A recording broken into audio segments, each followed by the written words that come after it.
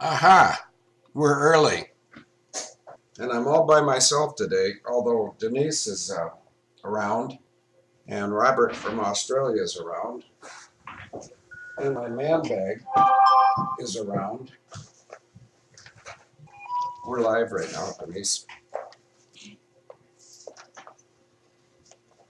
Someone in the chat room named Matt T was talking about maybe we should start our own university. That's something that's going to happen, but it's not going to be me that's causing it to happen. It's someone that may be in the chat room right now.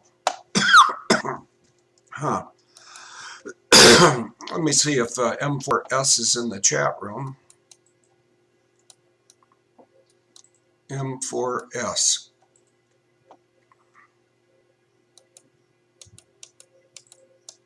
Nope, he's not, but Mad Dog is. Maybe Mad Dog will call in. Also, Juan 07 may call in. I see we're 5 by 5. Oh, note to the mark. Laura says that you're sporting a new do, meaning your hair. It looks lovely, doesn't it, Laura? I think what I'm going to do, I didn't write this book and I didn't buy this book. This book, Jesus Calling, let's see, 3 years and 3 months ago, a woman who's one of our agents now, we call her LA Lady, not from Los Angeles, but from Louisiana. She bought me this book. In fact, I think the date's in it. I think it's the 20th. Wait a minute. It's a day in February. Oh, that's all. I thought the date was in it, but it's not. It's just February. And I just showed you her name, and hopefully nobody captured that. It says on May 20th entry, when your sins weigh heavily upon you, come to me. Confess your wrongdoing, which I know all about before you say a word. Stay in the light of my presence, receiving forgiveness, cleansing, and healing. Remember that I have clothed you in my righteousness, so nothing can separate you from me. Whenever you stumble or fall, I am there to help you. Sidebar. If you like learning what the Bible's about, put down Psalm 37:23. It talks about stumbling and falling. Says that if you stumble, you will not fall. Okay, back to the script in this book. Man's tendency to hide from his sin, seeking refuge in darkness. There he indulges in self-pity, denial, self-righteousness, blaming, and hatred. But I am the light of the world, and my illumination decimates the darkness. If you want to read about that, it's in Daniel 2:21 and 22. Come close to me and let my light envelop you, driving out darkness and permeating you with peace. I'll continue on May 20th, but on the back of the book, it's John 14:27, which says, Peace I leave with you, my peace I give to you, not as the world gives do I give it to you. Let not your heart be troubled, neither let it be afraid. Yeah, the world isn't going to give you any peace. They want us to be nervous as cats. Okay, here we go. Which, by the way, two can play that game, and if somebody in the chat room reminds me, I'll talk about the plans I have for a special show on Friday the 7th of June of this year, 2019, wherein I give elements of time to some people or some offices or some corporations that have participated in a racketeering effort against me, which I don't think that's going to prove to be very bright because of the nature of the work that I've been doing for the Trump administration. But that's all right. I've got a list of those people, I think, or those offices in the radio show ad. If not, I'll be sure to put one in when I edit this. Okay, here's some scriptures from today, May 20th. But if we walk in the light, as he is in the light, we have fellowship with one another, and the blood of Jesus, his son, purifies us from all sin. I delight great, that's 1 John 1:7.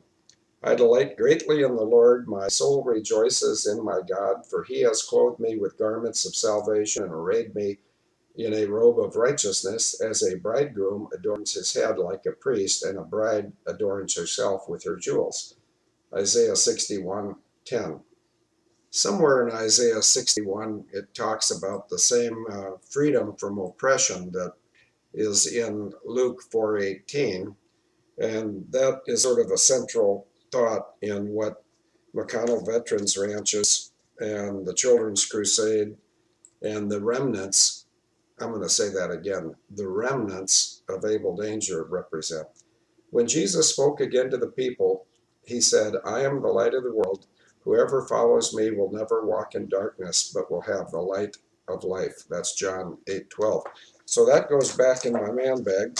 And until or if somebody calls in, which they may or may not do, a lot of us are busy. And I think it's busyness that comes with good things and improving things. And I know that Juan Savin is busy with some projects. And by the way, Barefoot says God is omnipotent, all-powerful, not E.T. Okay. I'm trying to keep up with the chat room, but it's almost impossible. I see that NWAI put up that four horsemen meme. Isn't that nice? We have a new volunteer to produce memes. I hope I'm pronouncing that right. And I see he's in the chat room, but notice for the record, Juan. Okay, hang on. I'm going to put the speaker on unless you tell me not to. Welcome aboard. Go ahead. Yeah, go ahead, Juan.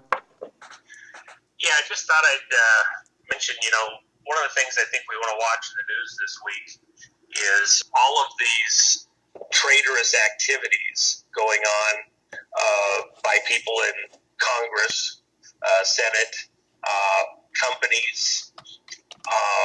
The most recent thing that is kind of interesting is this Dianne Feinstein call to the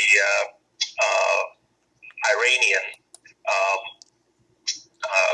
representative, and her phone call was seen by reporters as she was making it. And, the president has Pompeo, who does the official interactions with foreign governments. If you have two different parties negotiating, you know this business yourself, if you have two different parties negotiating the deal, then things get confused, cluttered. Somebody says one thing, somebody says another thing. Now you can't come to a straight deal. People say, well, but we got told this, we got told that, we were promised this, we were promised that. That doesn't work. So who are these people like Kerry and Feinstein and others who are doing these negotiations back channel, contrary to the interests of the United States, contrary to the actions of our elected president? And as I mentioned the other day on your show, I believe, Field, one of the things that's very disturbing is that we have people who are telling, for example, the Chinese and the Iranians and people in Venezuela, other places, at these key choke points of our diplomacy going on right now on behalf of the United States, at these key places, they're saying things like, don't make a deal with Trump. Don't make a deal with the U.S. officials now. As soon as we get back in office, we'll sort this out. In the meantime, just hold. Do you remember what the precipitating thing was as Reagan came into office that really hurt Jimmy Carter? It was the Iran hostage crisis, and it went on and on and on, and you had Nightline, started a whole new venue in TV with late-night news coverage as the thing dripped out over months and months and months. That's what these people are hoping for. The Dianne Feinsteins and Kerrys and others who are working against President Trump, they're hoping to create some series of crises which can't be resolved for some inexplicable reason. They just can't come to a resolution because President Trump is just so contrary, is so hard to work with. His demands are so ridiculous. And so they're trying to act like a monkey wrench in the wheels to keep us from moving forward and buy time so that we come into some sort of national crisis, economic, political, military. These pieces of shit don't care what it is. Anything that keeps the Trump agenda from succeeding. And with it, unfortunately, we, the American people. These people are acting in a traitorous manner, subverting the elected government and its representative, its leader, President Trump, and the people around him. That cannot be tolerated. And people within your audience should understand these issues and be able to speak coherently about them with their neighbors and friends. If the shoe was on the other foot, they wouldn't tolerate it for an instant.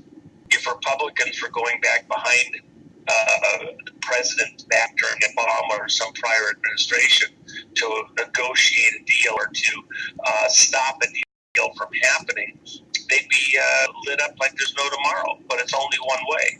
This is not acceptable. We have lots of pundits that are talking about this, but you really can't over discuss this because it is anti-American.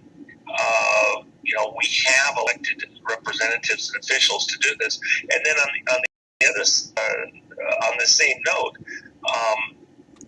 from a business standpoint, we have people still continuing trying to negotiate with Chinese businessmen and other countries' businessmen, saying, don't work a deal with this president, don't work a trade deal, don't cooperate.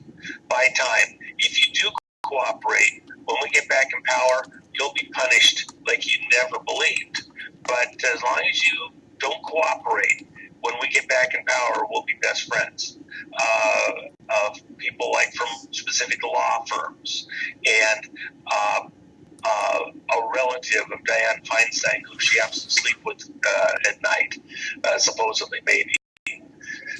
Things like against us. They're right in our midst. They're traitors. Their actions are treasonous.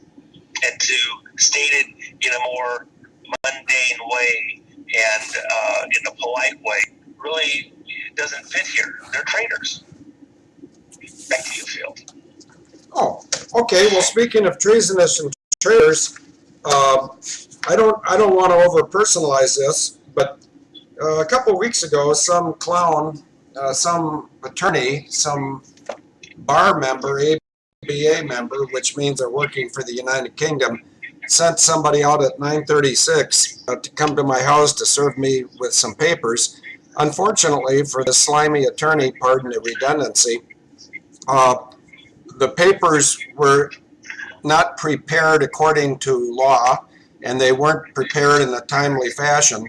So what I'm going to do is I'm going to reply to this sleazy attorney. Her name is Julie A. Weber. Perhaps somebody in the chat room can find a picture of this sleazy attorney, pardon the redundancy, but I'm going to reply to her on June 7th, which is a Friday, and I'm going to do a radio show, and I'm going to read a lot of stuff because in my mind, I'm entering that into the record of a forthcoming RICO charge against about 10 or 12 corporations, all of which who have been trying to silence me and make me go away and remove me from my property. And not to sound macho, because I'm really old, I'm a geriatric and I'm short of breath and my brain doesn't work, but I would like anyone in the chat room to remind me of any Marine that was ever removed from the property, including Mount Suribachi, let's see, from the halls of Montezuma to the shores of Tripoli. Marines have a bad attitude about being removed from their property.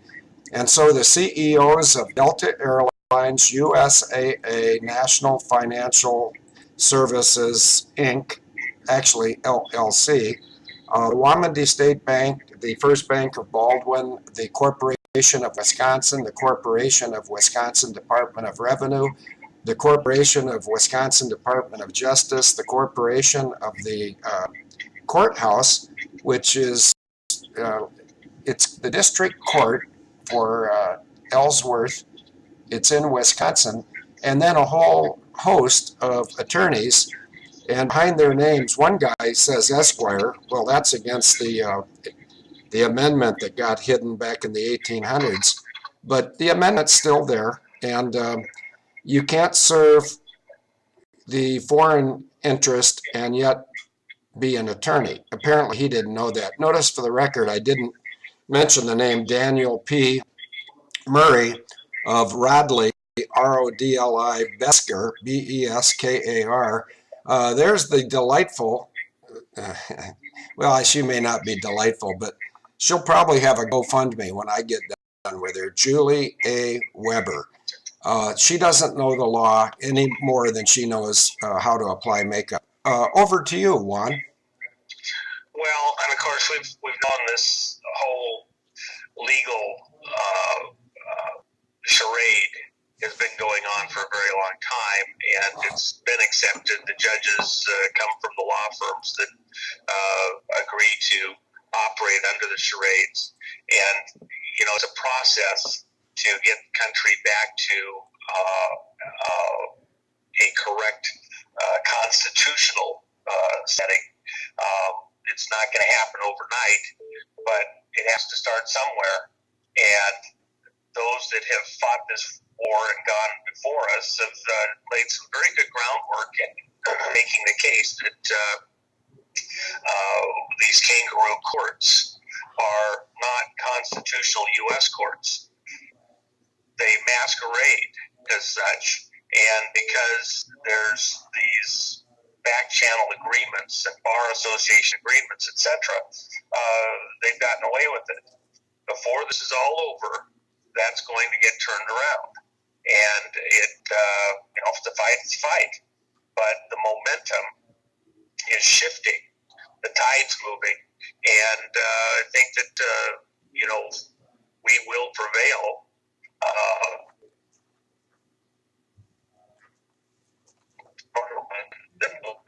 To accept.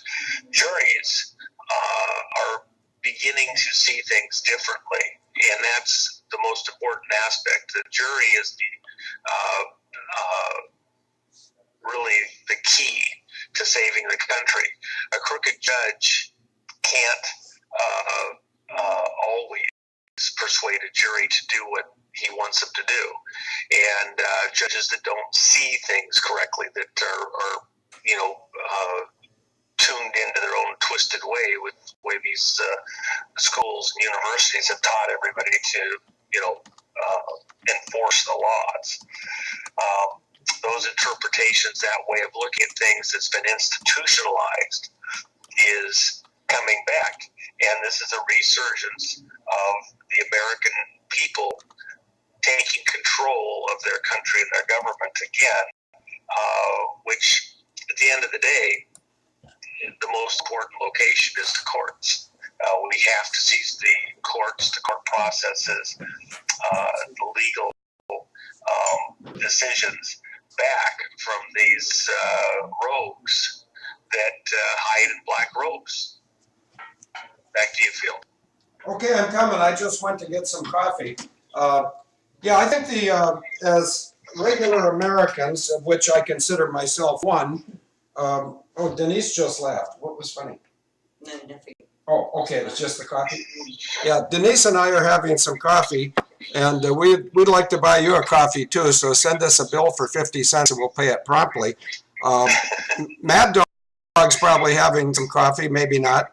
But these courts, I think the entire justice system of the United States of America has been put on notice that there's a new sheriff in town, and at some point, if they do not get re-educated in constitutional law, it's my impression or my belief that they will no longer be allowed in courtrooms, and that the courtrooms will be devoid of gold-fringed flags, and the judges will be put on notice that they work for the United States, not the United States Corporation, but the Reformed Republic, and that's probably a poor choice of words because we never had a republic that I'm aware of. But I'm going to stop there and ask you for a yes or no. Do you believe that we've never truly had a republic, or am I incorrect? Well, the is that we've been under the influence of the damn Brits for the whole time, and their saboteurs that have lodged themselves inside of our system. And so we've been having this continuous battle trying to wrestle our country back, or to us in the first place. We had some ideals and things that were done, but we've never truly been able to cut the cord, if you will. And I think this situation that we're in right now, where their agents were involved in operations to subvert and to overturn our vote as citizens and our choice as citizens for President Trump, as it becomes more and more apparent just how extensive and how insidious and evil their actions have been to control our country by controlling who we could have as our president. I think that people are going to very quickly start coming together against all of those hidden controls that are in place in the politics, in the legal system, in the way the laws are enforced, or the seeming laws. One of the things that I'll go to that doesn't affect your situation directly, I don't believe, but a lot of citizens don't realize that, for example, tax court, there's nothing in the Constitution, there's nothing in the Federal Registry about a tax court for an income tax, let's say, for example. All of the tax court officials, the judge who wears a black robe and everything else, they're just administrators of an administrative law, which is not a actual law. It's accepted, it's enforced as law, but it's not actually law. It's an administrative guideline. And so they portray themselves as something that it never, ever, ever, ever was something that was part of U.S. law or the Federal Registry ever recorded as such. But people don't know that. The attorneys don't advise people of that, and they treat it as though they're going to a real, courtroom, a real hearing. It's just an administrative, it's a clerk that's trying to get you to go along. It's a masquerade. It's a magic act. And we see that going on over and over again through various federal operations and agencies, etc. And so how it's enforced is not the way that the law is actually written. It's just like, say, liens. The IRS has notice of liens, but they don't actually have liens, almost never have an actual lien. But the banks and the rest of the system, courts, etc., enforce a notice of lien as though it's an actual lien and seize property all the time. Is it legal? Technically, it's not, accepted because the courts have accepted it as a practice, and because the attorneys accept it, because the system, the machine, the banks, etc., accept it as a practice. It's done, and it's done with impunity. You can't get anybody to enforce the law as written because they have momentum and it's accepted, and nobody's going to fault them. There's nobody looking over their shoulder to say you can't do that. So there's a lot of activity that occurs in the system that is not actually defensible, except that you're inside their system, their machine, their kangaroo operation. At some point, and I believe not that far down the road, when people realize just how illegal, how connived this operation of the way taxes are laid and enforced, etc., as that comes to light, I think there will be this wake-up moment where, after the fact, the American people, our kids, will look at this and say, are you guys crazy? How could you ever have believed that this was okay, that this was lawful? You've participated in the greatest subterfuge, lie, ever on people anywhere. This voluntary tax system that's enforced as though it's mandatory, that's enforced, Title 26, Title 27 laws having to do with liquor, tobacco, and firearms being enforced as though they're mandatory, and yet everything's voluntary because there's no actual legislation. There's no place in the Federal Registry to allow for it. At some point, I believe that people will look back at this as the greatest con job in history and the greatest version of wealth in history by magicians, by wizards who were able to pull off this con job and get everybody to agree to it because they had their agents in positions of authority to pull it off. And when you go back and you look at even with the Supreme Court, they don't hear cases related to the tax law, really. They will hear a peripheral case here and there, but the validity, the constitutionality of the personal income tax, never. One of the things that I think is very interesting inside that whole conversation is that just after 9/11, for a year and a half beforehand, there was a scheduled series of hearings in the House where there was testimony going to be heard about the way that the income tax laws were being enforced and the unconstitutionality of it. Those were scheduled for October, but after 9/11, those hearings never took place. And so all this momentum that had taken place where people were going to get heard and there was going to be these challenges in a legal forum in the House and questions asked to the IRS, what the hell are you up to and how can you do this based on the law? On what basis are you doing certain things you're doing? Those hearings never took place. So we've still not got our day in court to get the IRS under control. Is that going to go on forever? No. And do I think the IRS is going to be done this year? No, I don't. But I do believe that over this administration, especially in the second term, that this is going to be decisively dealt with, and we are going to see huge changes. They won't happen before the 2020 election because we have a full plate right now just dealing with traitors and the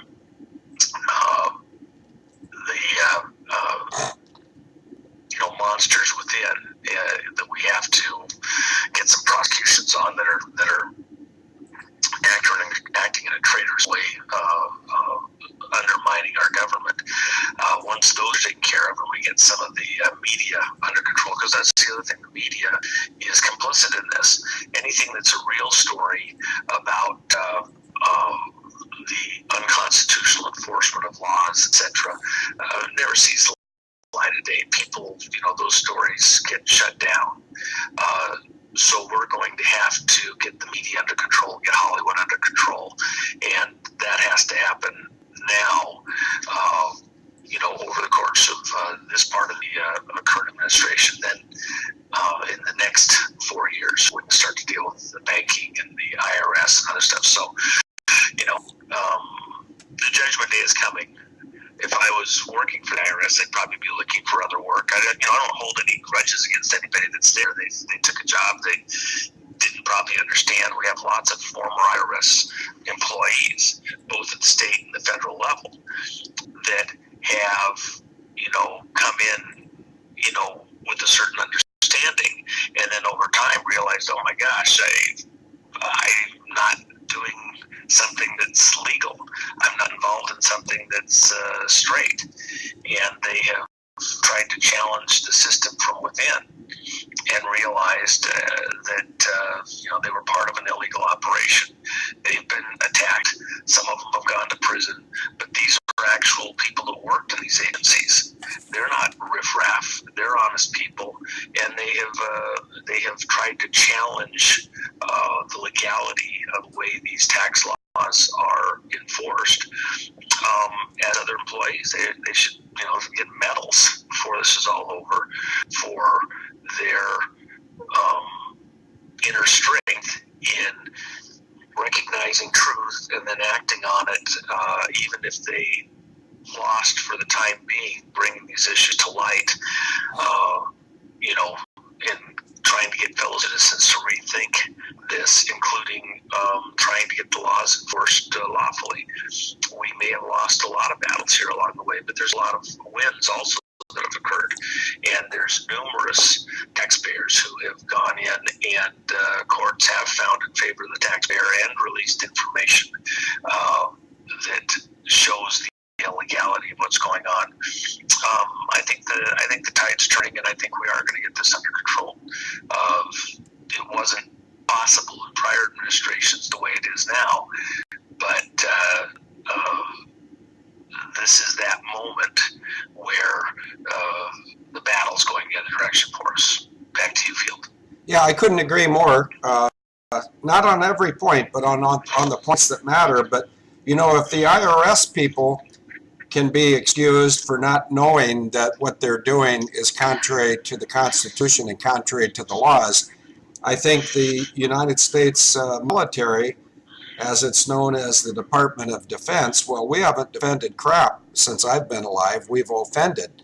And we used to have a Department of War. And what I'd like to do once I get to be in my anticipated place and position, this idea of McConnell Veterans Ranches, I've had contacts from Wales, 2 people in Canada, Ohio, Georgia, numerous Texans, Oklahoma, and Wyoming, and it appears that McConnell Veterans Ranches, and the most important thing I can say is they're not because of me.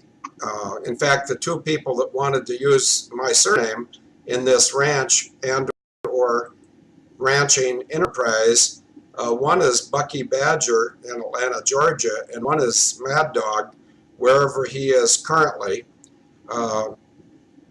They suggested the name McConnell Veterans Ranch, and I didn't like that because initially I thought that people would think that I'm being egotistical. But the truth is, my parents were both veterans. They both were patriots. They both were believers in God. And they both they can't turn over in their graves because they're both, both up in heaven listening to me. But I'm sure they're very, very ashamed of what the monster that their daughter became. Her name is Christine Marcy.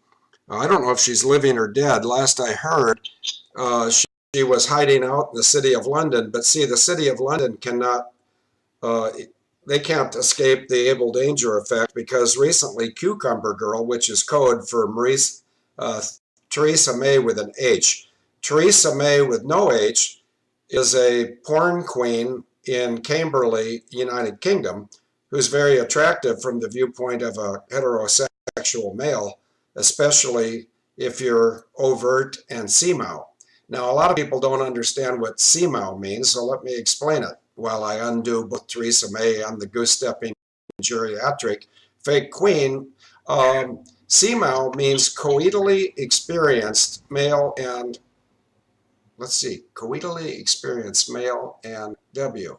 Oh, men and women, that's what it is. So see, the advantage we have is we are legion, and as education takes place, I see that M4 Sabo just checked in. I think our mission is, number one, to love each other. That's written in Corinthians and lots of other places. When God had Moses write down 12 commandments, please correct me if I misspoke there. I don't think I did. But when Jesus came along, he knew that a lot of us, can't count to 10. So he gave us 2 commandments: to love God with all your heart and mind, and to love your neighbor just as you, in fact, love yourself.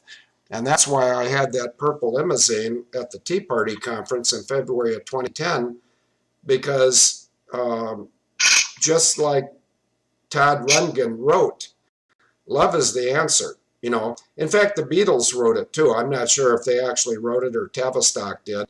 But when we learn to love each other and support each other and gather, there's no power on earth that can defeat we the people, not we the people of the English-speaking world. I see in France right now, the Muslims occupied one of the terminals at Charles de Gaulle Airport over the weekend. They had 500 Muslims saying, France is not for the French.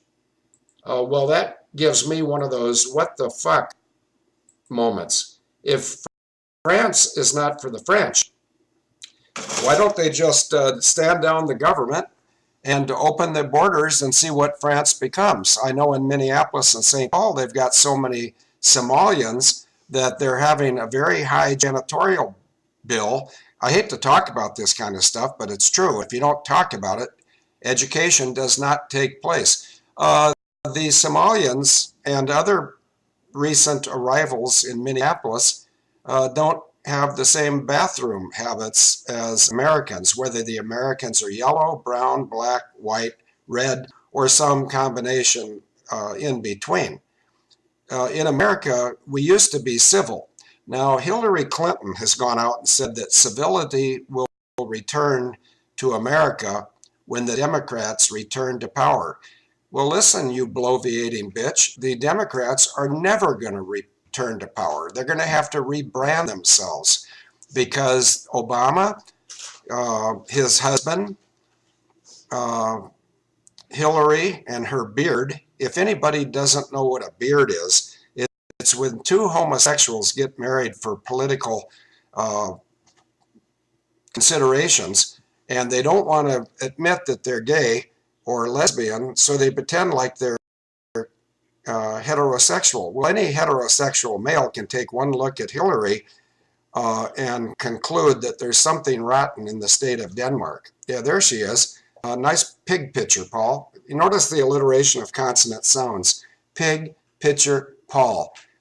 These people are so easy to undo, and I don't know if I said this before you joined, Juan, or after, but I'm going to be doing a special a special show on Friday, the 7th of June, and I'm going to not only educate the state of Wisconsin on the laws of this country, but I'm going to place a mechanics lien on them if possible. By the way, somebody just put up a picture of that really doltish apparent female who serves in the U.S. House of Non-Representatives. And I got a glimpse of some traffic today, message traffic, that indicated she might be going back to Somalia. That would be great. That would make Minneapolis-St. Paul a little bit less offensive.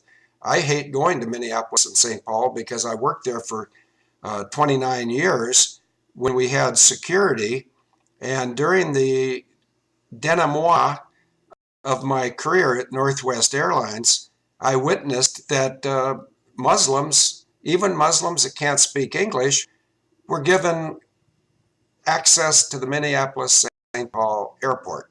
Now, outside the Minneapolis-St. Paul airport, there's a sign that says, "See something, say something." Well, up your skinny little Democratic asses, you libtards. I saw something back on 9/11. I said something. It was on the front page of the Fargo paper on 9/12, and yet the state of Minnesota, the state of Wisconsin, and the state of North Dakota have all turned a blind eye to treason and the weaponization of airliners for murder for hire. So I'm not giving up. You know, the longer I have to wait, the deeper the hole they've dug for themselves is. And payback, I'm going to be polite. I'm not going to say payback's a motherfucker. But if I was a Marine, I would say payback's a motherfucker. But if you think I said payback's a motherfucker, then somebody is interfering with our broadcast.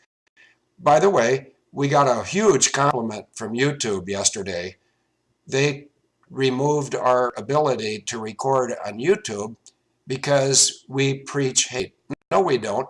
I just said love is the answer. If I happen to dislike strongly people trying to ruin my country, ruin God's earth, and ruin the life of the global commoners, then I stand guilty. But I'm not guilty of anything but loving everybody and wishing for them peace, prosperity, shelter, clothing, and the meaningful employment so they can have appropriately good self-esteem. And what I just spouted spontaneously, or is it extemporaneously, is basically the thought behind the McConnell Veterans Ranch, plural, ranches, which are not going to be just a United States phenomenon. They're going to be around the world. And I have that on relatively good authority. But enough about me, and over to you, Juan, for anything you wish to rebuttal with, or I guess it's rebut. Well, I don't have a tremendous amount I wanted to add today. I will mention that I did get the manuscript from you the other day. I was just going to glance through and make sure that it, read as smooth as possible. I wasn't going to make any monstrous additions or changes at all, just for brevity and speed's sake. Thank you. And so I will send that back to you. I'll try to do that today or tomorrow. And hopefully that that will then get out in people's hands fairly quickly, that we're promised it. I do think that we're seeing a revival, or maybe it's not even a revival, an awakening in this generation for the first time. Even if there's been times prior in our history as a nation of people where the public has tried to get control here domestically in our own land. Those were thwarted, interrupted, interfered with by outside forces. Now we have matured enough that we need to assert our independence once and for all, and then go out and change the world from a strong national standpoint here at home. We have people working contrary to the interests of the American people who have found their ways to positions of authority in our government and in business and other things. All these executives resigning from big companies, these politicians not running a second time or a fifth time or a 20th time, are indicative of the fact that they realize that something has happened in the American psyche, that people are not going to tolerate this enslavement that we've been under for a very long time, this tightening noose choking back the American people. And we are awakening and are going to take our country.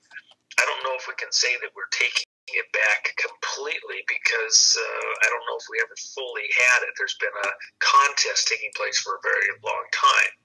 But at this point, we're going to mature, wake up, take control of our country, and stop these fiends who are trying to make us do things that are contrary not just to our interests, but to the well-being of the world, using our military, our politics, our State Department, our presidency, in order to do their nefarious deeds around the world. And, from our previous conversations, I was not very confident that President Trump and the people around him would have the understanding or the skill sets or the momentum numbers to take on the deep state, the swamp.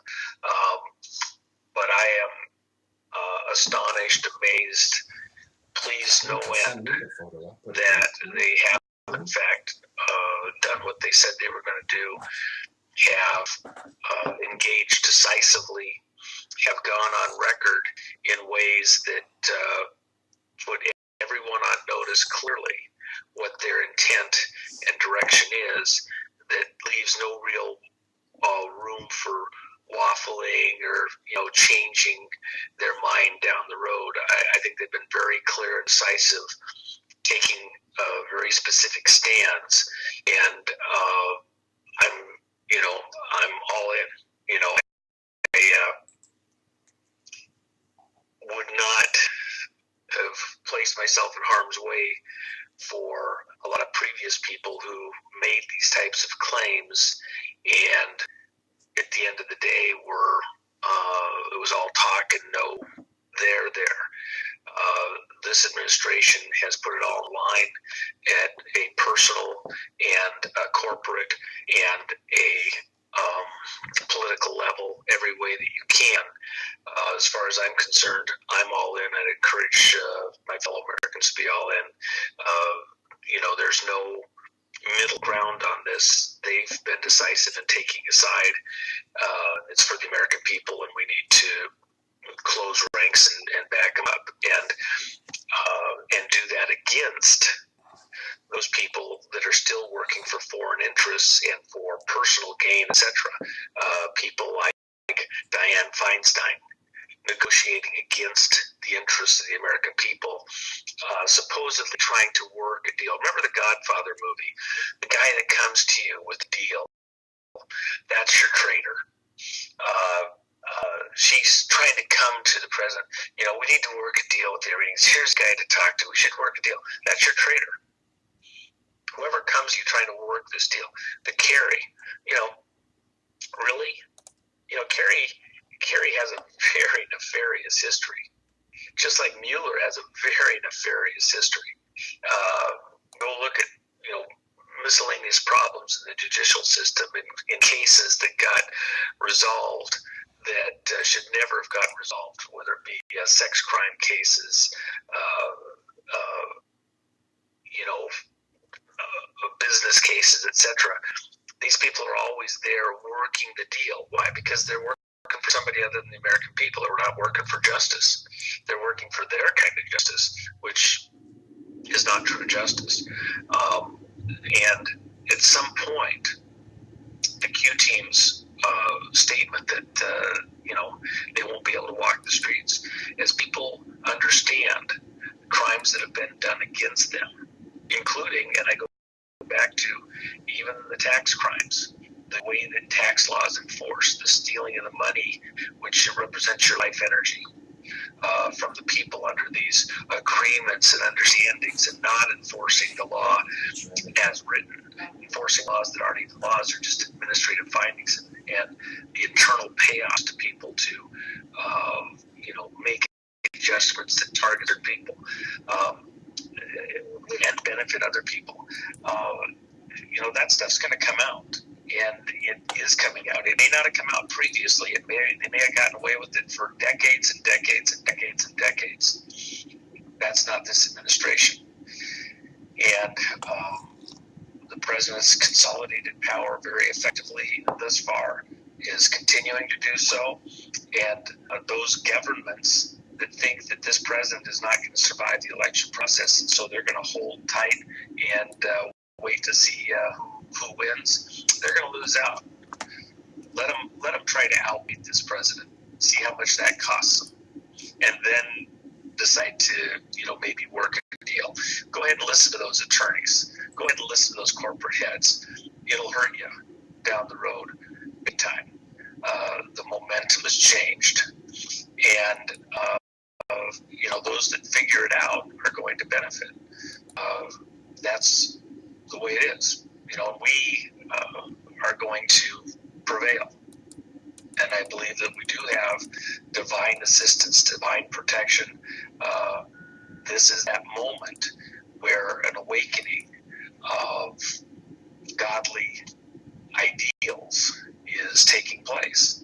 And as long as President Trump remains on that correct path, his work, his administration is going to be blessed. If he was to deviate, it wouldn't be there. But I don't believe that that's going to happen at this point in time. He's made his decision, and the people around him, to to a greater and greater percentile are falling in step with the direction that he's chosen and aligning themselves with them. And those that aren't are going to get run over. They're going to get stomped. They're going to get taken out of power and exposed, and it's not going to be pretty. The traitorous, treasonous actions of people like Feinstein and Kerry and others is going to be exposed, and they won't be able to walk the streets when people realize just how treasonous they have been in their pursuing of this global order against the interests of the American people and other people in countries around the world. Back to you, Field. Yeah, I want to thank a person that I've never talked to on the phone, I don't think. The man's name is Paul, P-A-U-L, and if you take a look at the most recent image in the chat room, it's entitled Trump's Fourth Marine, and it says, "Coming for you, pig fuckers," and then it's got the squadron number, AD for Able Danger. It's really funny how faith can turn possibilities into manifestations of fact. We do have a mighty army. It's more numerous than I'm aware. I had a very pleasant American who hated what America has become, and so he and his wife took off and went to New Zealand, and last summer, I believe in June, I can't remember, he came right here to 401 Main Street, and he had driven from Denver to Plum City on a motorcycle, and he told me back then that our listening audience was 100,000 or more per show. And I don't understand technology, but I do understand growth, and our footprint or our influence is growing exponentially, and with that comes a necessity to ensure that what we're putting out is as accurate and truthful as it can possibly be. And in that effort, some people have gotten their nose bent out of shape because they've been removed from the chat room, at least the Able Danger and Children's Crusade private chat room. And I have not removed anyone for a long, long time. But we do have people that monitor the private chat room, which is called Able Danger Intelligence Campfire Now.com or something. The shorter title and the more effective and lethal title is the Children's Crusade Private Chat. We are on a crusade, and we are winning, by the way. We are winning. I'll say that a third time. We are winning. And what we want to do is we want to enforce or we want to welcome the enforcement of God's laws, which are love each other and love your neighbor as you love yourself and love God. And if that's not pleasant on the ears of people like Nancy Facestrop or Diane Fine Dick Cheese Stein Whale Vagina, I just don't care. Those people, including my sister Hillary, a whole bunch of lesbians, and I'm not homophobic, but a bunch of lesbians and gays try to hide behind a political barrier. They think they can protect themselves. You cannot. Feinstein, Pelosi, my sister Hillary are going to find out, and John Kerry, another woman, they're going to find out exactly what G.H.W. Bush and John McCain found out. You commit treason, you will be leaving. And you will be leaving on our schedule, not yours. Who am I speaking for when I say our schedule?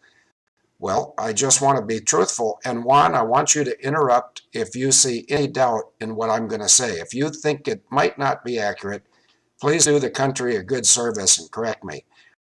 Denise and I have been invited to Washington, D.C.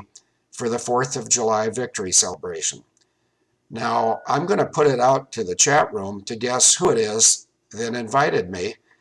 And I will, to make it easier to guess, I will just go back to that picture, and it's an image, it's not real, but The aircraft was a Skyray, excuse me, F-4D, which was a Skyray built by Douglas. I want to be corrected if I misspoke.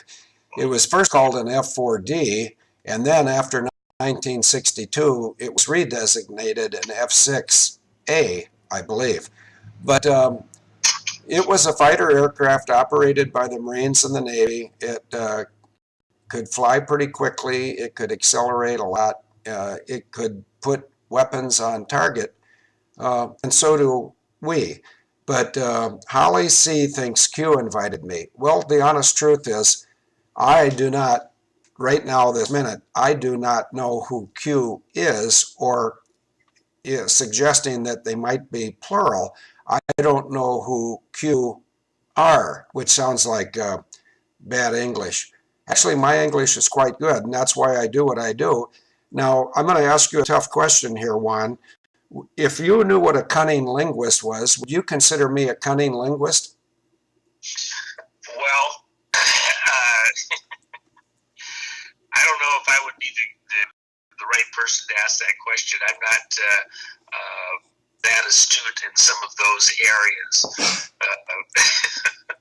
Although I do understand the terminology fairly precisely. Yeah, well, your laughter tells me everything I wanted to know. There's people who are saying General Dunford invited me, not that I know of. General Kelly invited me, not that I know of. President Trump invited me, not that I know of. And nobody said General Mattis yet, but I would respond, not that I know of. But somebody in Trump's circle, and it could have been any one of those four people, somebody invited me by name, and Denise also. And I don't think I ever want to travel again if Denise is not, side by side holding my hand. I've had 69 years of being on again, off again, alone, and I don't really prefer to be ever alone again. And I think that Denise and I make a much more credible advocacy pair if we go places together, because we're not both from the U.S. And see, my heart doesn't belong to the U.S. My heart belongs in heaven with God. And until I go up there for my final assignment, my heart's going to belong to anyone who's trying to save the sovereignty of nations, including those. Now I want you to listen carefully, Juan, because you said something about the fucking British, and I'm not going to stoop to that level. I'm not going to say fucking French more than 4 times. The fucking French, the fucking French, the fucking French, the fucking French.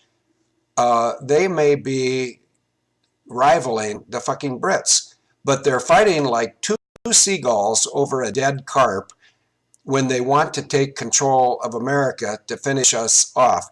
Well, I got some bad news for France and the UK. If you want to finish off America, you better come to Plum City, zip code 54761, population 599, and finish me off. But if you drive through my driveway when it's dark, you better have a shielded radiator. How's that for non-judgmental and non-threatening? I don't want to threaten anybody, but I want to tell everybody there is hope, there is love, and God is in control of the United States of America. And if I could get the 3 Marines and Donald Trump to listen to me for 5 minutes, I would just share my dream. Now, what's his name? Martin Luther King Jr. had a dream in about 1962 or 3. And if you ever read the text of his dream, it had nothing to do with racism. It had everything to do with peace and faith. And I would like to be able to sit on my front porch in Texas and drink sweet tea with lemon and watch people smile and feel like they have something to add to humanity.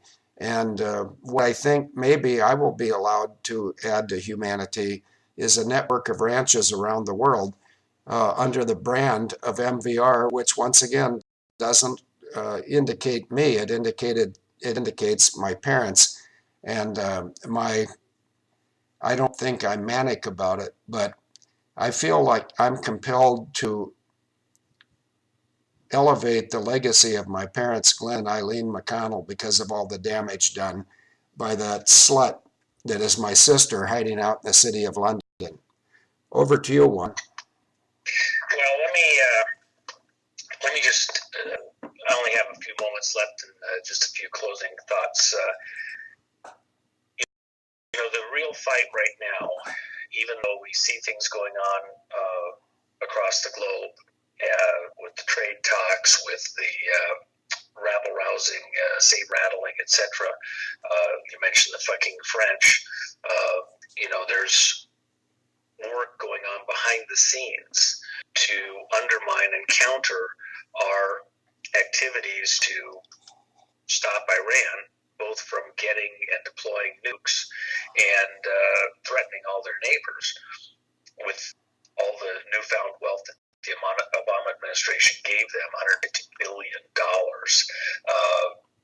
to counter American policy in the region and to threaten the world with.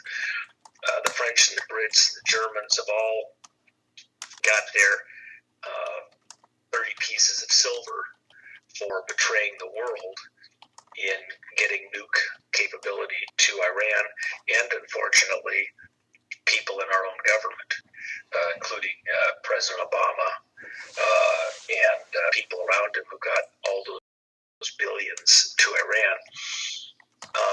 Those things are going to be dealt with, and dealt with decisively before this current administration is through. But the hidden, and this is just for your listeners, Field, the hidden objective that most people don't see right now is less so all these foreign things. They're on the table. They're going to be dealt with. They're being exposed. There's tension on the line there, and we're going to address those things. But the more current activities are right here at home. Judgment begins with the house of God, in the house of God. Judgment begins in our own house. We're cleaning up our situation here at home with the traitors within our government before we actually go out decisively and deal with these other places, the globalism around the world. We need to deal with the globalists betraying our people here in the country and betraying the world with their own objectives. And those globalists largely belong to one specific family that has been pushing this internally, and that really is the target of all things Q, if you will, for the moment. And that's this Rockefeller contingent that's been hiding in our government in these various agencies for 50, 75 years or more. They aren't seen easily because you don't hear the name very often anymore. They've hidden themselves under other names. They've sifted themselves out and become somewhat invisible, but that momentum, people talk about Rothschild. Well, what was the name before it was Rothschild? What was the name before that and before that? They are constantly morphing into new names, but it's the same families and the same intent, melding the world into this global empire and destroying local governance from within so they can control it. People don't realize now that the FBI was being called for the creation of this federal agency that actually isn't called for in the Constitution. That was pushed by Rockefeller interests, as was the CIA, and all of the early players are all secret handshake club members who have gone in and gotten control of these agencies, just like the Dulles brothers with State Department and CIA. We have these hidden players, hidden relationships back to a controlling family that have been promoting each other into positions of authority to control the country, and the judgeships and the politicians, the money to get politicians elected. That is the target of the Q team. Remember, Bill Clinton is a hidden Rockefeller. Bill Clinton's father was not Bill Blythe. Bill Clinton's father was Winthrop Rockefeller. We have numerous other people who are hidden Rockefellers in the entertainment industry. Who's Tom Hanks in reality? Go look for Michael Rockefeller. See what I'm talking about. You can find numerous other persons who go by different names, but actually are part of the family, both direct bloodline or promoted to positions of authority inside these various agencies, assisted in getting into politics. Why did the Silicon Valley become the technology hub for the U.S.? And who was promoted to be a senator over that location? And where did the money come from? Why?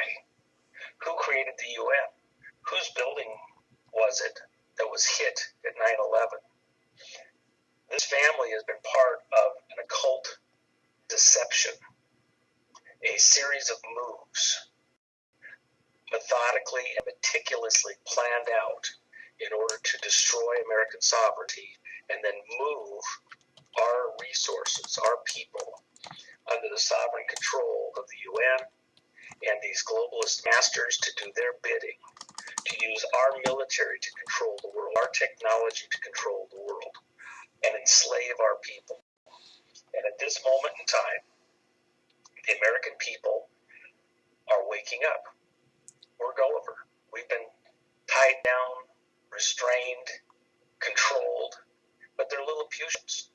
And as we wake up and realize what's been happening to us as the hangover subsides and we realize what's been done in our name, we are going to rise up, put an end to it, remove those people from power who've been using us and participating in this ruse, and we're going to go out and help the world get back on its feet and to leave this slavery that they have tried to impose on us.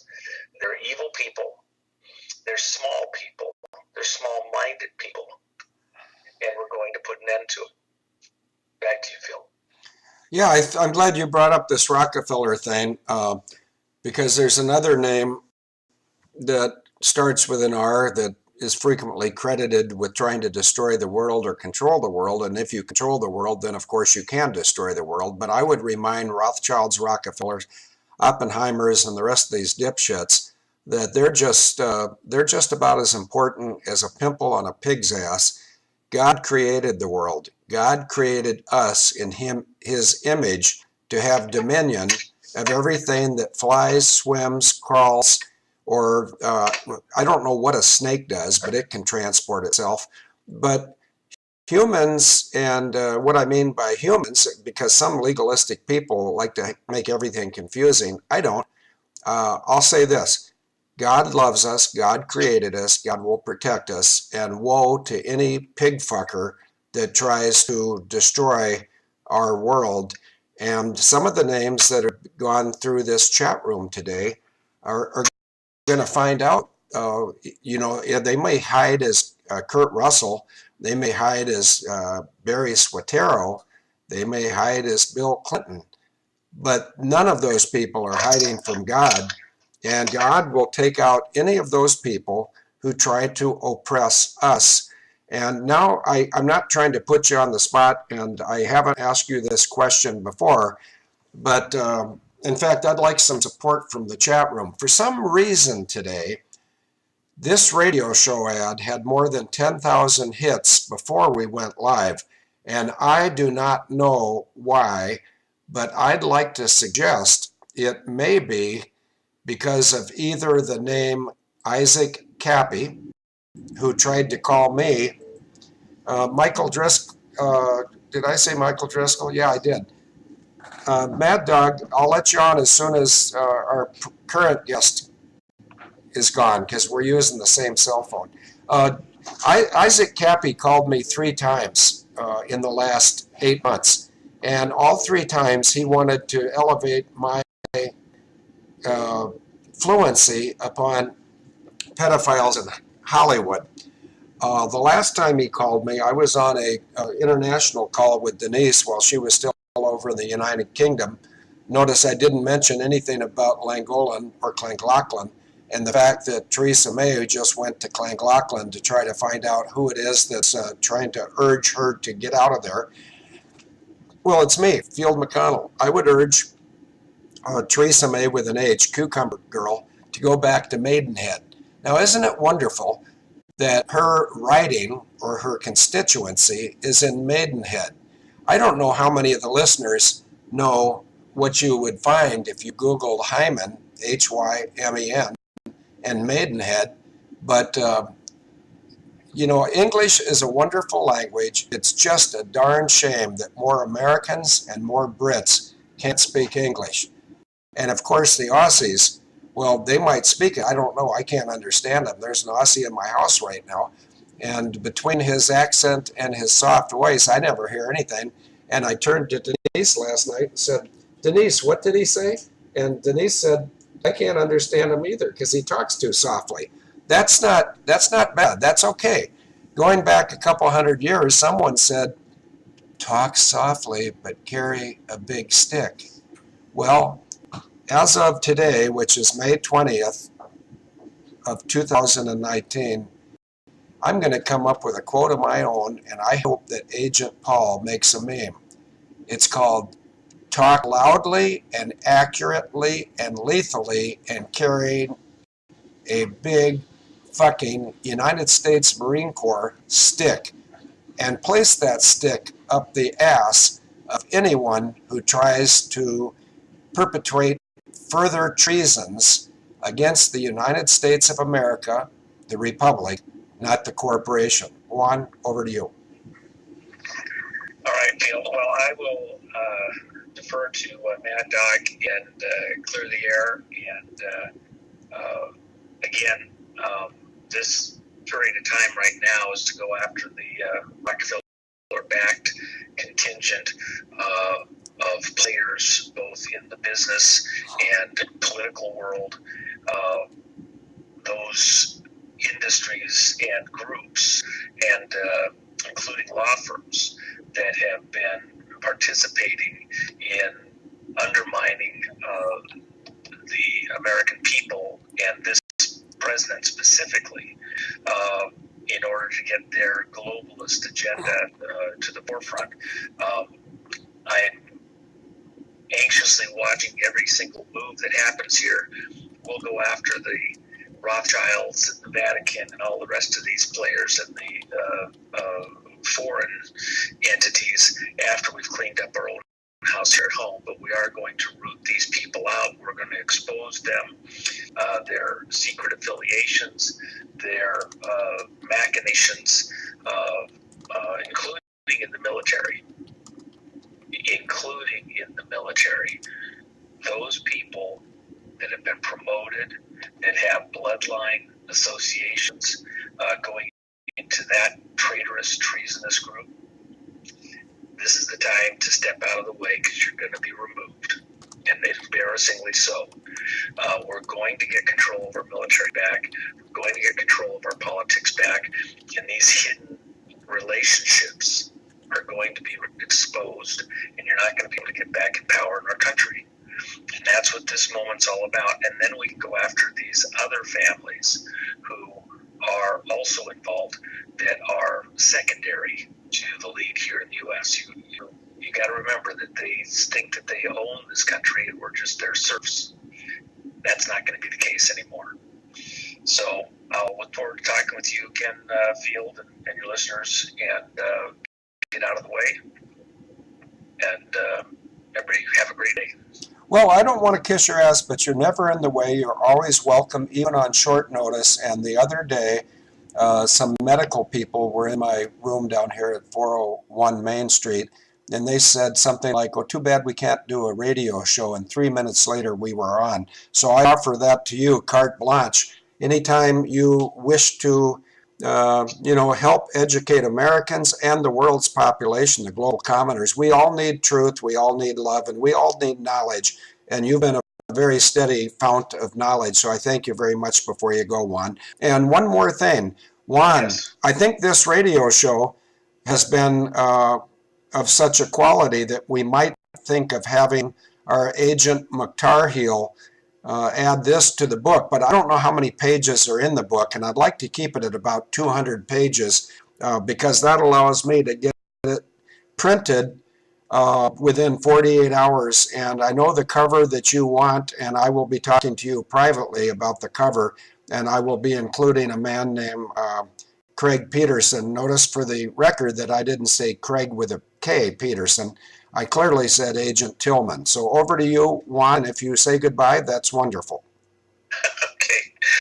Well, goodbye, and we'll have some fun with the book. We will keep it short. There's no need. I don't want to. It dilutes the earlier message if we bring too many things in there, and so there was a particular focal point there in that earlier one, and I just should keep it short and sweet. If it gets a little bit of traction, that's wonderful, and we'll revisit this again at other times maybe, but I appreciate your efforts on that, and always appreciate the opportunity to speak with your audience, and hope that this helps as we try to get our wits together in how we focus and assist our president in this important work that he is doing on our behalf. I include him in my prayers more than daily, and his family. And by the way, just one passing last thought. What a tremendous testament to his parenting skills. So many people that I know, and including politicians and every person in this audience would know, that were good people, have families that are pretty divided who did not support, their fathers, mothers who were doing important work at critical moments. The president's family has been put at risk, has had to deal with all sorts of issues that are very distracting from just normal life. And they have done so without complaining, fussing in any significant way. They've been supportive of their father. They've been on the same page with our president. And that is a tremendous thing. It allows him to focus, to move forward confidently. And so, as grateful as I am to President Trump for the work that he's doing, I am equally grateful for each of his family members who have understood the gravity of the mission that he's pursuing and have very graciously and purposefully fallen in line to support him and not to give any momentum to his detractors, not to do stupid stuff, not to, there's, no doubt media people who would say, oh, they've done all sorts of stuff. No, they haven't. This is a tremendous family, and we are well served by their activities and presence on the national stage, the international stage, and the battle that they're have been thrown into. They've agreed to be there, understanding just how difficult, how much slime would be thrown their direction, and they've stayed resolute. And they need to be included in our prayers, just for their own. It wears, it grates on you over time, and so that they would be strengthened and encouraged as they continue in their resolve to allow their father to continue to pursue this course that's so important, so needed for us as a nation and for the planet. He's doing important work. I don't put him in a godhead situation at all. He's a man who has decided to choose right. He's not a perfect man. Christ alone was perfect. I'm sure there's all sorts of flaws that can be pointed to. There's all sorts of things that have happened over time, but he has set his direction, and he's holding the course, and it's critical, and I support him. I support his family for supporting him. I'm very grateful to our Father in heaven for providing such a man at this critical moment, so we have a person to rally around and support as we move forward to overturn these incredible evils that have taken control in our country, these Satanists who have moved into positions of authority and power in our country, these agencies being administered by these evil satanic people, these Satan worshipers that have moved into control by mutual self-promotion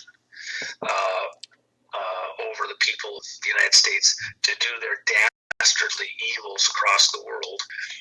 And I thank our Father in heaven for the opportunity to break these evil devices and to grind these evil people to dust and cast them to four winds and begin the healing process for us as a country, and the opportunities for us to go back into the world and correct these evils where they've been done in our name.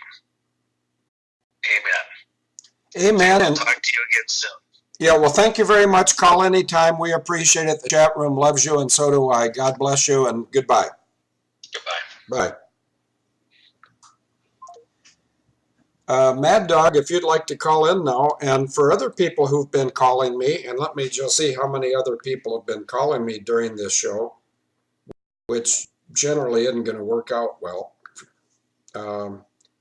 Somebody in Wisconsin ending with 5559.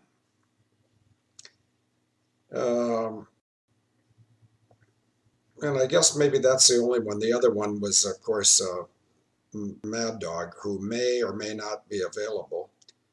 But wait a minute, I have the power to see if he's available. Let's find out. Uh-oh, dialed the wrong number. I really don't want to talk to that person. No offense. Notice I didn't say who that was, of course. Loose lips sink ships. Speaking of loose lips, I'll bet you Cucumber Girl has looser lips than Teresa, Teresa, the porn queen. Okay. Oh. Okay, hang on just a minute. The speaker's on and everyone's listening to you, Mad Dog. Go ahead. Oh, okay, Phil. Well, anyhow, God bless everyone. I hope everyone's enjoying this beautiful day God's made. What would you like to talk about, Field? I got some trending.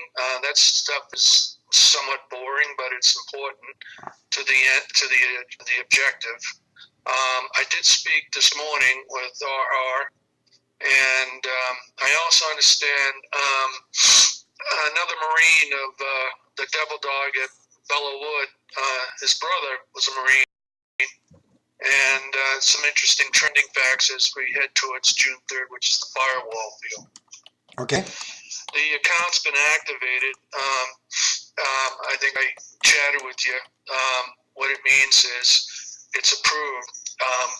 Now, the funding, the legal order is to be signed by Federal Judge Kelly in Boston. He has sovereign control, total control, operational control as the head OIC. And all subordinate judges, Department of Labor, are just that, subordinate. What I perceive to be, Field, based on facts and trending docs that came in the mail today. Okay? Yep.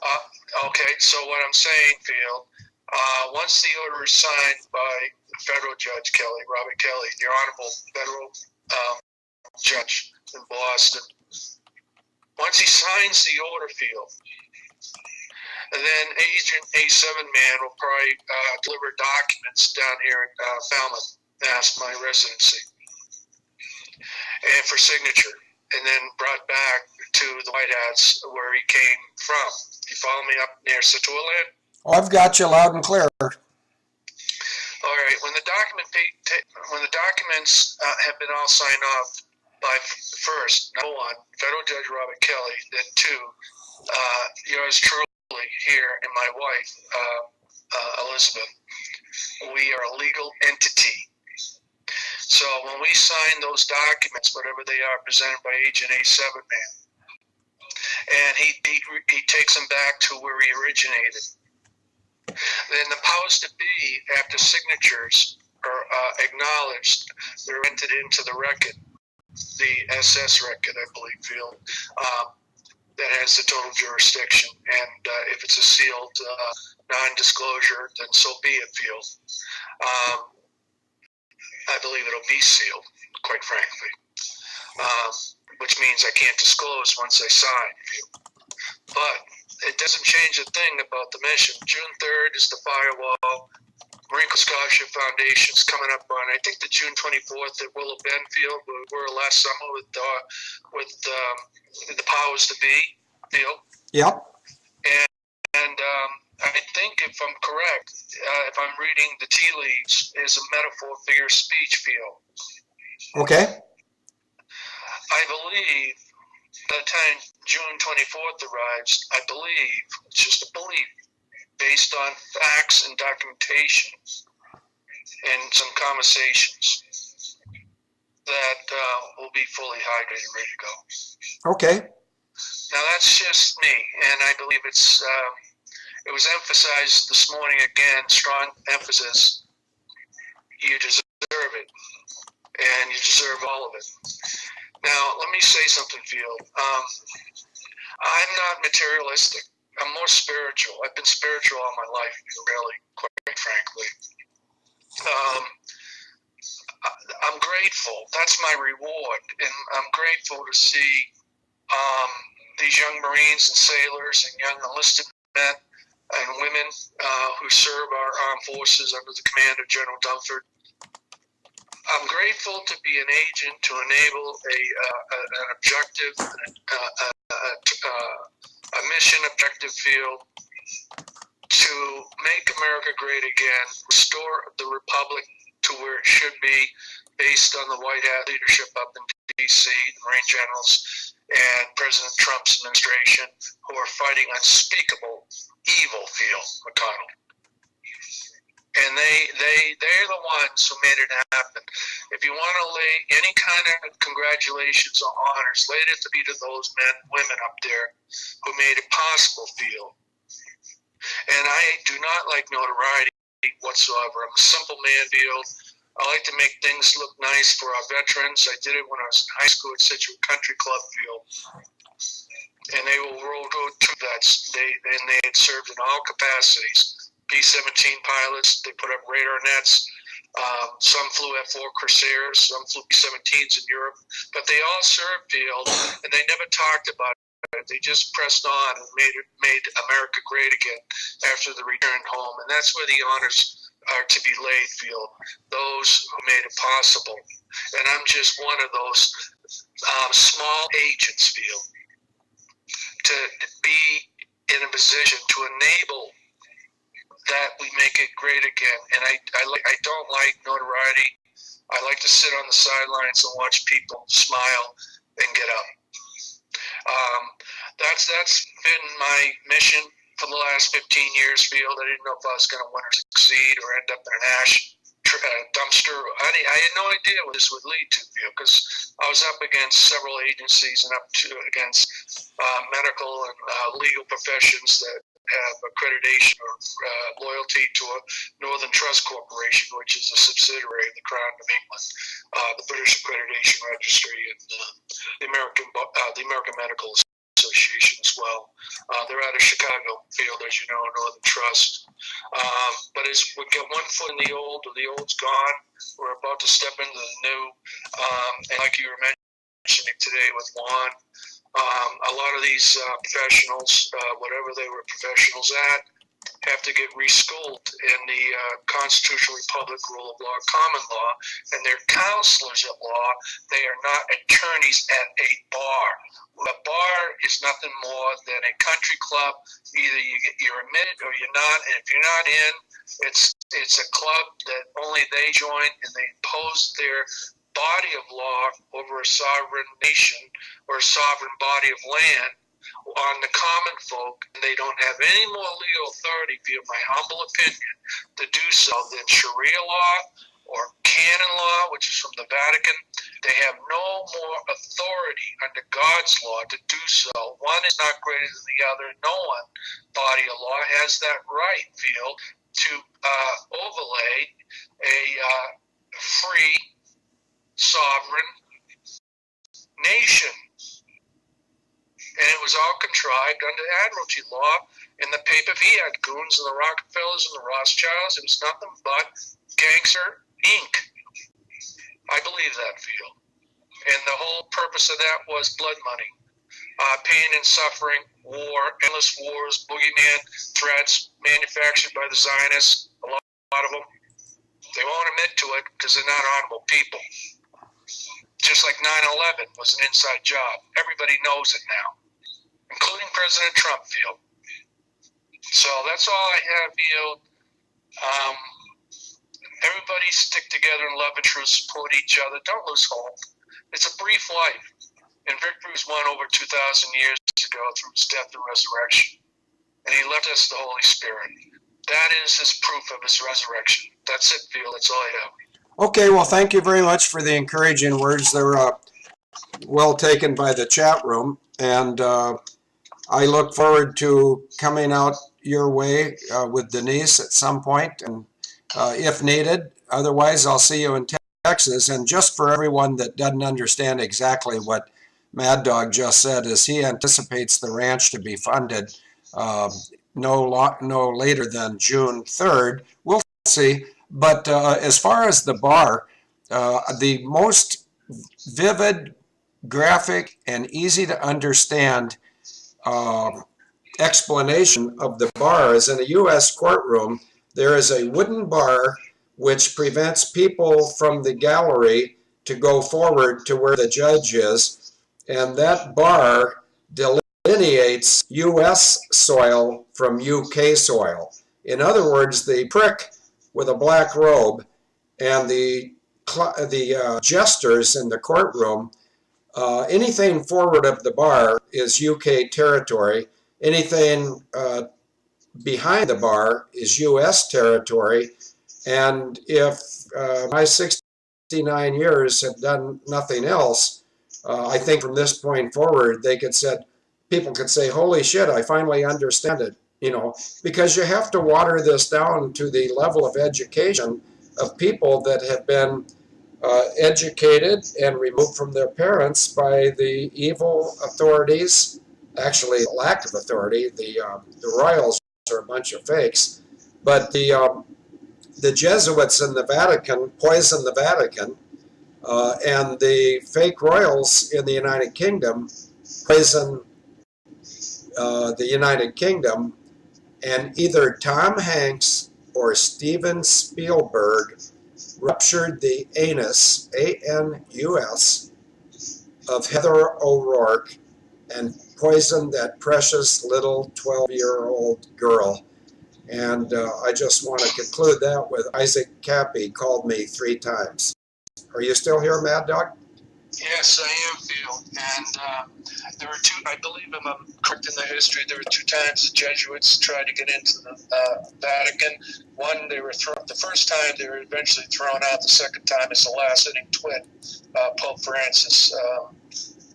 He's the last sitting pope. I think it's biblical, quite frankly, because the Vatican, the Rome Vatican contraption, as we know it, is being dismantled, like in the final scene of Lord of the Rings when that damn thing comes down, the temple. You know what I mean? Yep. So anyhow, that's all I have, Field. I'm very positive on the conversation I had this morning, and General Dunford's got a brother that was a Marine. And I hope to meet up with them sometime, maybe June 4th out here at Willow Bedfield. Simplify. Okay.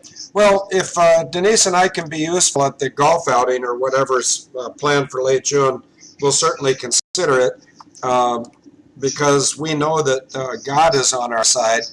And a little bit less important, there's nothing more important than having the blessings of God to support us. But Denise and I have pretty full plates, and we anticipate making a trip to the Dallas-Fort Worth area to select between 1 and 3 properties.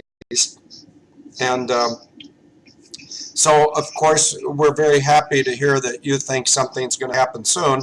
And Denise and I will be some of the first to congratulate you when this is all concluded. Are you done?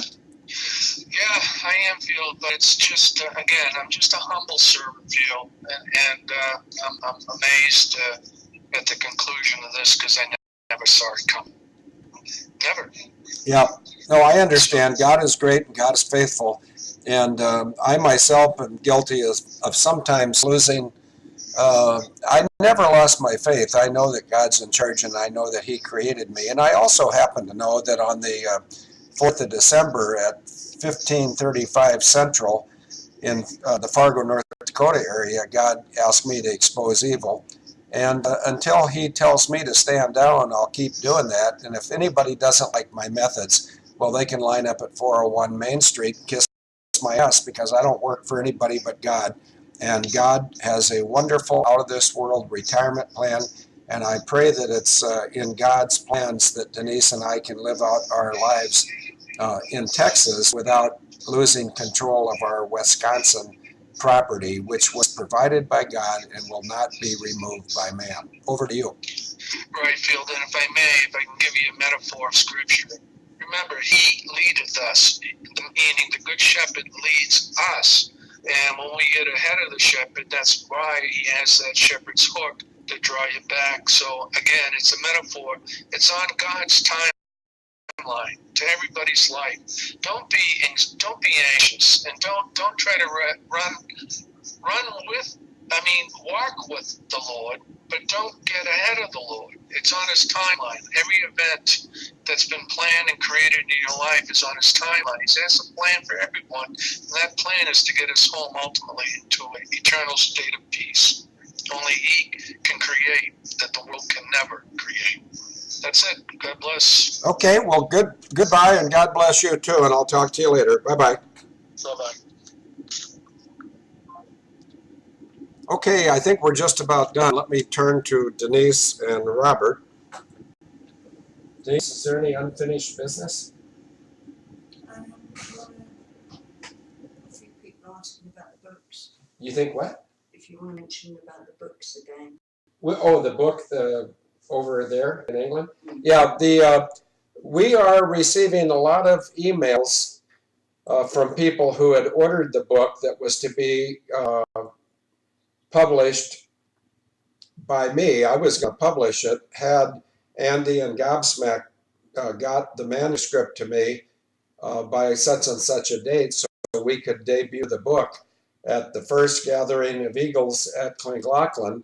And that's so long ago, it's only 2 months, but I think our gathering was from the 19th to the 25th of March. And for whatever reason, that did not occur. And then after a couple of months of delay, once we got the manuscript, it was not worthy of publishing, simply because there were no chapters, there were no footnotes.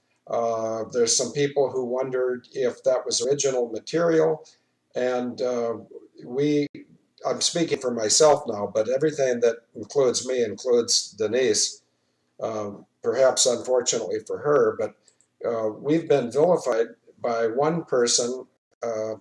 In fact, if I could remember her name, I'd speak it, but it includes the letters K-O-R-N in Florida, and that person was rather rude and also rather threatening, and so if that person does insist on getting her refund, she may be the last one served. We are willing to refund all the money that was sent to me to control.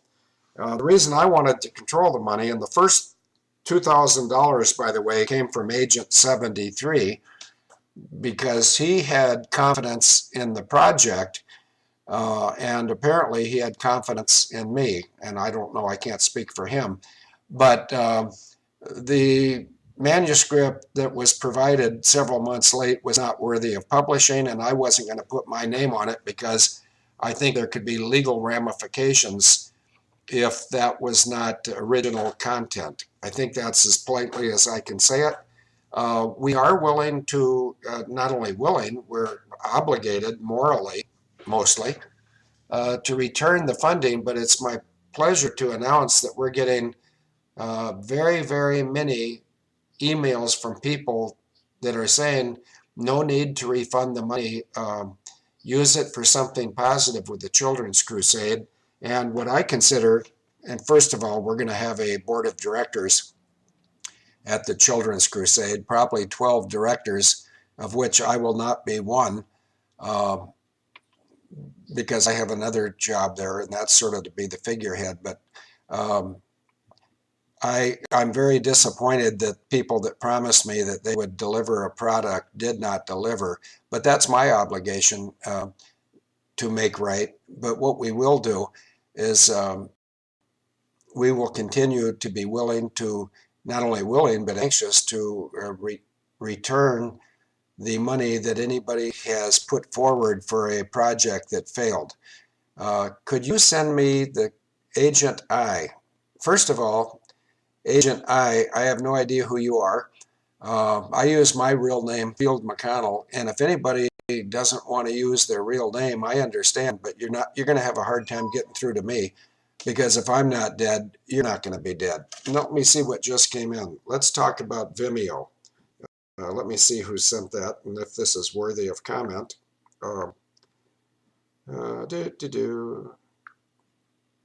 Just to show we're live and unscripted. Denise, did you get my message about Shay's Lounge? Did you get any? No. Oh, well, we'll go get some this week. Right? Wow. Cushions? We don't want to.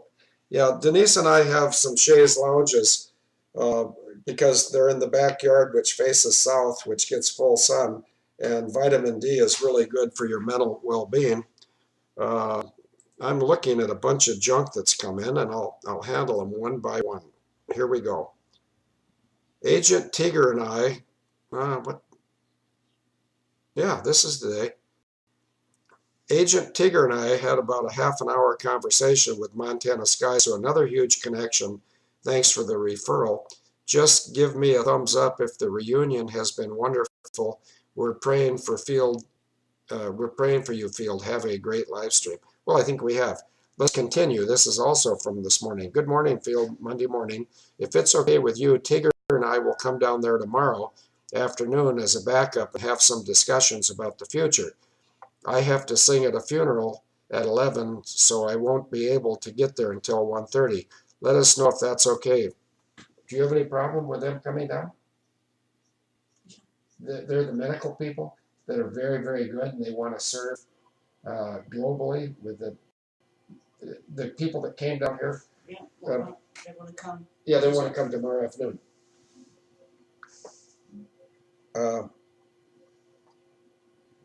And it says, let us know if that's okay for us to come down there. I don't want to bother you if you're too busy. Tomorrow's Tuesday. I don't think we're too busy unless we have to go in for the Zim. So do you want to talk about that later? Yeah, no, that's fine. Okay, well, there's your answer. And by the way, the person who sent me that question was the doctor who gave me that medical instrument over there. It's a pyramid-shaped deal that keeps frequencies around here, okay? Now I'm going to go to the next message that came in during the radio show. Yeah. What's that? Is that Robert? Hey, Robert. Hey, Come in here and say something. I'm just finishing up the radio show, but if you have anything to add, you go ahead while I go squeeze my lemon. Do you want to talk to the people, or do you have nothing? You have nothing to say, or no, nothing really. okay? Well, then, to heck with my urological health. I'll stay here and read messages. We'll be leaving fairly shortly, I think, Robert. I'm just going to duck down the hardware. What's that? Going to duck down the hardware. I've got another thought. It's okay. Oh, okay. Denise, he's going to the hardware store. And we'll be going soon. Phil, is this your number? If it is, when is the best time to call you? Well, that's easy. This is the doctor. If this is the doctor or RN, let me know who I am contacting. I'm not the doctor. I'm not the RN. been. There's no good time to talk to me. Field, is this your number? If it is, when is the best time to call you? If this is, no, it's never good to call me, and it's certainly not good to call me twice during a radio show. Whoever this is at area code 903, and then ending in 5495, email me, fieldmcc@yahoo.com.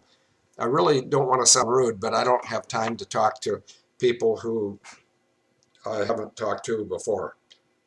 Denise and I wish to have a private life, you know, at least 30 minutes a day. So let's see what's next. That one I can delete. This one, let's see, this is area code 713. Okay, and that person is just showing me a gold Social Security card, which I'm well aware of and we've talked about. This is area code 608. Please let me know when, where. Please let me know if we can meet. First of all, I have no idea who you are. And once again, for anybody that wants any of my time, it's email, fieldmcc@yahoo.com. Okay, I think I'm up to date. And I don't feel like dancing or singing or taking any more of Denise's time. You can say prayer. Excuse me? Somebody requested a prayer. Oh, who? Boomerang, I believe. Boomerang?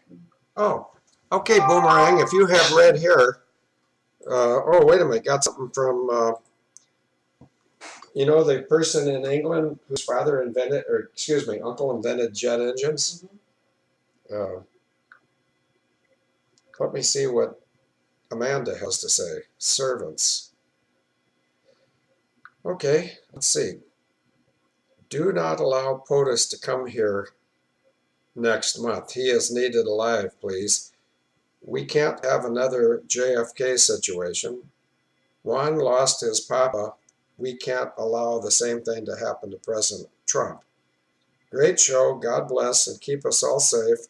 Let us all be humble servants of our Lord. Amen. And servants corrected. But that's not the prayer.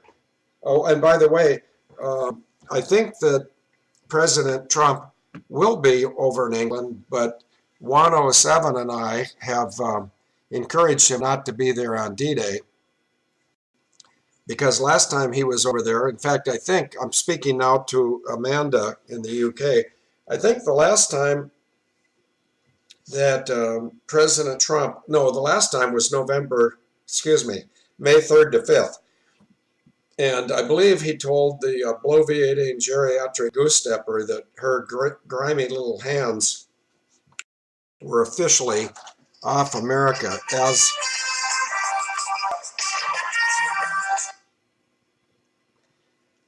people don't know when I'm on the radio show and they call me. Denise can tell you I'm pretty busy.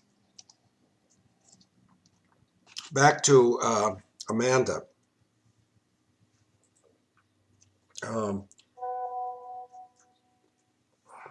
This is amazing how many contacts I get when I don't want any contacts. But then not everybody knows that from 1 to 3, typically on Monday and Thursday, I'm sort of busy. Thank you, David R. Here's the picture that mainstream media doesn't want you to see. Well, as I just mentioned, May 3rd to May 5th, Donald Trump was over there in England telling this fake monarch that she and her grimy-handed associates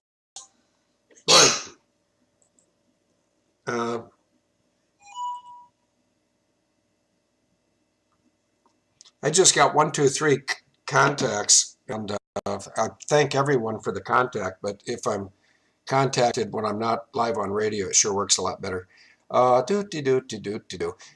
I believe, and if I'm wrong, I'm wrong, but I believe Donald Trump told the Queen, fake Queen, that she is no longer in control of the United States of America or our military. And if the MVRs, if one MVR happens, and I'm confident, in fact, I'm almost 100% certain that the McConnell Veterans Ranch in the triangle, which is delineated by Tyler, Texas, Athens, Texas, and Canton, Texas. If that ranch and that ranch alone happens, it will allow us a platform to reach out to the military enlisted forces of the United States of America and tell them that until Sunday, May 5th of 2019, any of their service was not in the interest of the United States of America. It was in the interest of the global cabal, and that our President Donald Trump ended that before he left England on May 5th, which was a Sunday. Now I'm going to try to get out of here, but I don't want to leave anything unanswered if I can answer it.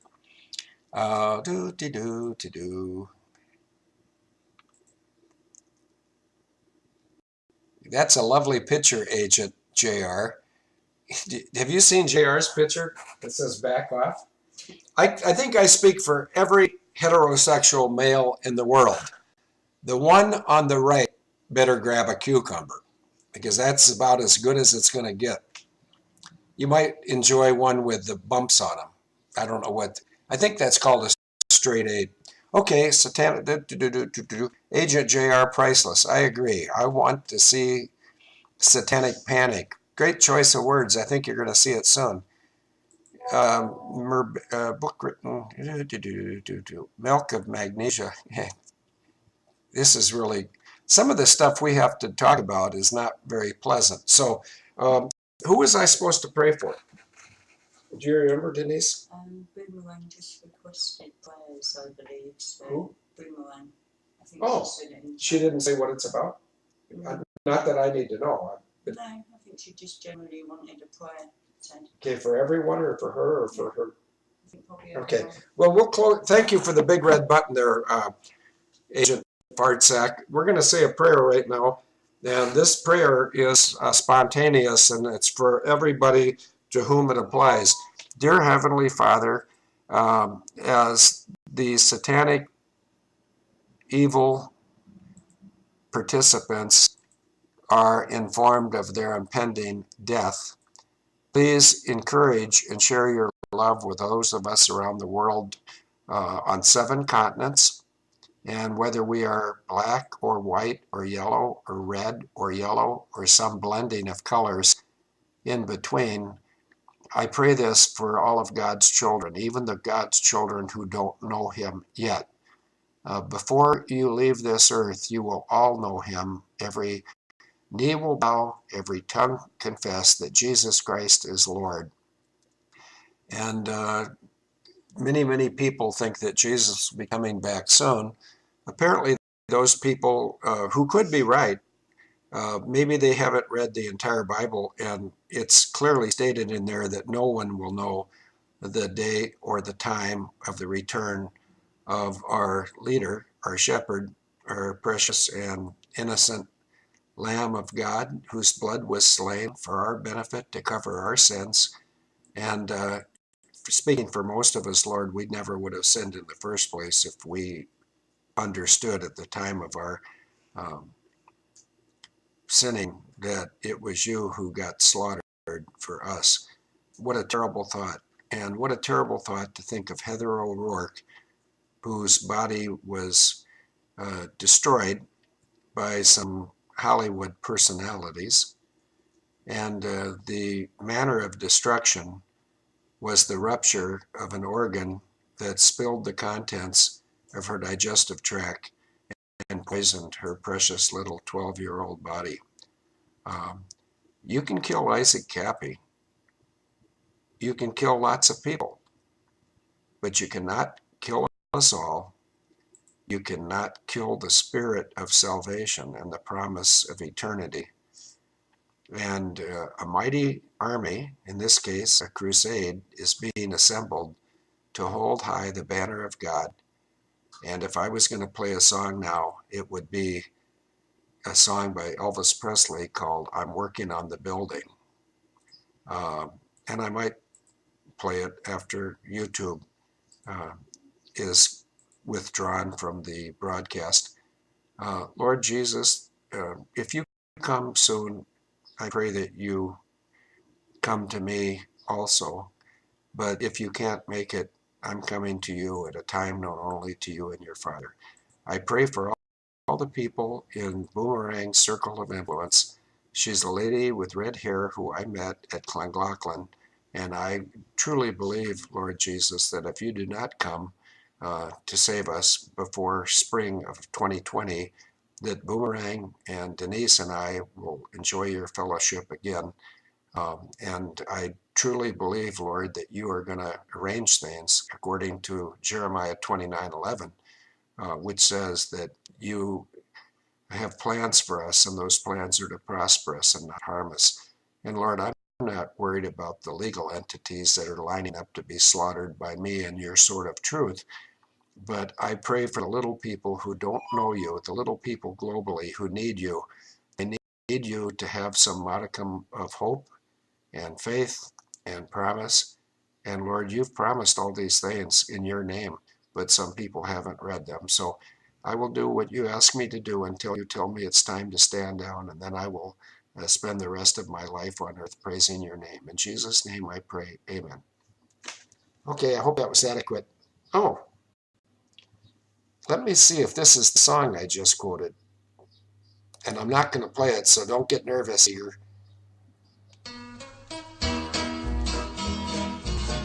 Okay, Vancouver, Victoria, you know, let her rip. That's the language I like. Here we go, and I'm going to sing this one. In fact, tomorrow, Denise, when those medical people come, if they want to do a spontaneous show, we'll sing this because the doctor, who I call Dr. Good Vibes, has a beautiful voice. I don't, but I know the words, and here they come. Whoops. Let's go back and start this again.